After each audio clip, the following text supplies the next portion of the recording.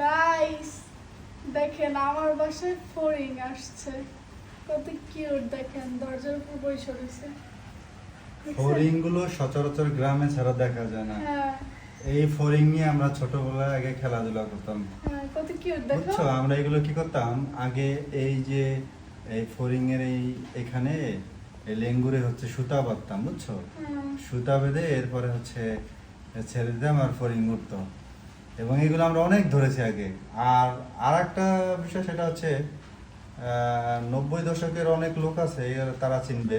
এই নতুন নতুন 2005-এ 8-এ যারা জন্মগ্রহণ করছে তারা হয়তো এগুলো জানবে না। এই আগে অনেক ধরনের ফড়িং ছিল, আমরা রাজা ফড়িং বলতাম, তারপরে হ্যাঁ হচ্ছে হ্যাঁ, রাজা ফড়িং। বিভিন্ন ডিজাইনের ফড়িং হ্যাঁ, ছিল, কালারিং ফড়িং আছে। বাট এখন সেই ফড়িং গুলো পাওয়া যায় না। এখন অনেক আগের দিনগুলো অনেক সুন্দর ছিল।